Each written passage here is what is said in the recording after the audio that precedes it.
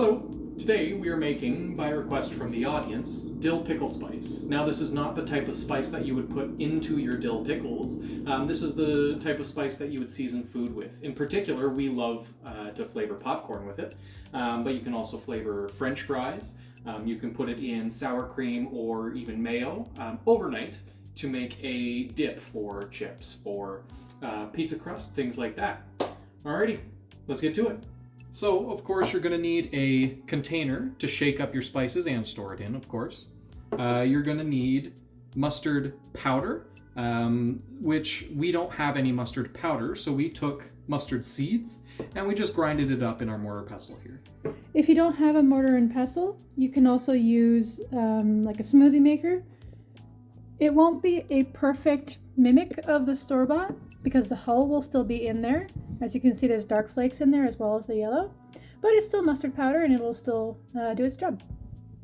And grinding your own mustard powder is going to save you some money in the kitchen as well. So you're going to need onion powder and salt. We don't have onion powder at the moment, so we're just going to use onion salt to replace both of those ingredients. You're going to need some dill weed, some dill seeds. You can grind this if you want to, you don't need to. A little bit of coriander to brighten it up a little bit, as well as some garlic powder.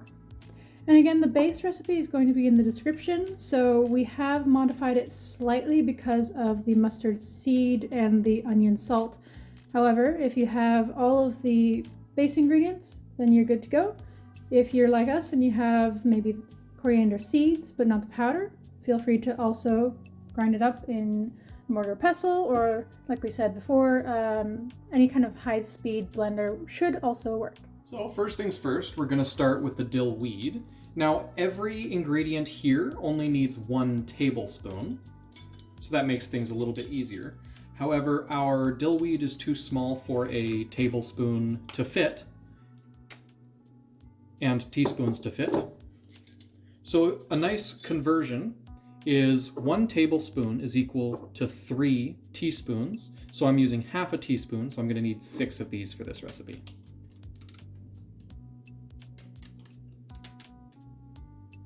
I know it sounds a little bit complicated, especially if you're first starting out, but once you get the hang of it, you can kind of remember the modifications and the conversions and things like that. Also, if you're just starting to learn how to cook and you find it's hard to remember these conversions, I'm going to show you a neat little trick that I have magnetized to our fridge. So this is a little cooking conversions chart that I made myself when I just started cooking many years ago, and we still use it from time to time just in case we've forgotten. So what I like about this is that it has all of the common North American measurements. So it has cups, ounces, tablespoons, teaspoons, milliliter. And a very handy little tip here is if you have fresh or dry herbs, it's easier to convert with this little note here. So if you have fresh, then and the recipe calls for dry, you can do 1 tablespoon of fresh. If the recipe calls for fresh but you have dry, you can do 1 teaspoon of dry, and vice versa. This next ingredient we're going to use is some dill seeds. We're using whole dill seeds today.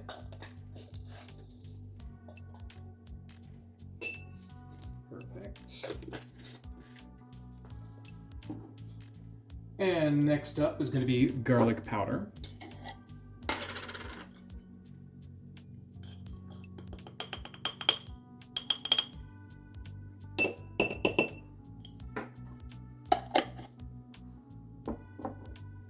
So our next ingredient is going to be onion salt. Now, it's supposed to be onion powder, which we don't have. So instead of 1 tablespoon of onion powder and 1 tablespoon of salt, I'm just going to do 2 tablespoons of onion salt. And feel free to do the same with the garlic powder if you have garlic salt.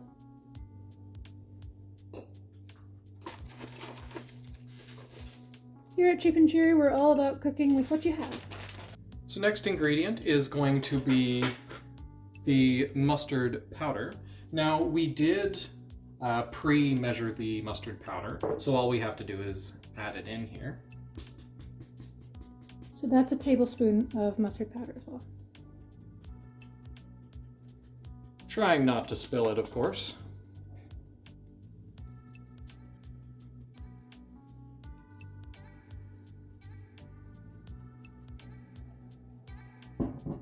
Next, and actually last ingredient, is going to be the ground coriander.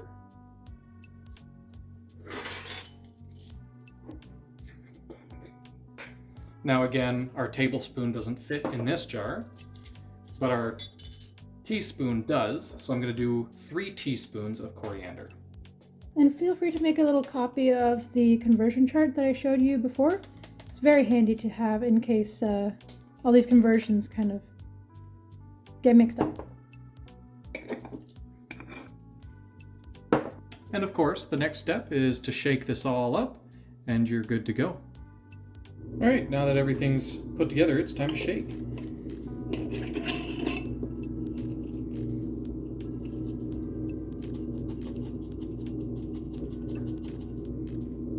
And there you go. You can use this, as I said, on your French fries, on your popcorn, which is our favorite, or you can make a dip out of it for your chips, for your pizza crust, for, you know, whatever your heart desires, whatever your imagination can come up with. And if you do decide to use it as a dip seasoning, the best way to do that is choose your base, so sour cream or mayo, and then you can leave that in the fridge overnight, or potentially just cooling in the fridge for a couple hours before your guests come, and you're all set. So this recipe was brought to you because of a request in the comments by our audience. If you have any recommendations or requests of what you would like to see on our channel, let us know and we'll try get that to you. Let us know if there's anything really expensive in the store, and we can see if we can give you a recipe for that to make at home for fractions of a cost. Cheers to good food And good company. Thanks for watching, everyone. Check out the description for our full recipe with substitution suggestions. And we also have links for some more recipes in the description, some of which may have been used in this video. If you like what we do, head over to our Ko-fi store and leave us a tip, or buy a copy of our recipes in a printable format. And as an homage to peak YouTube era, Don't forget to smash that like button and subscribe!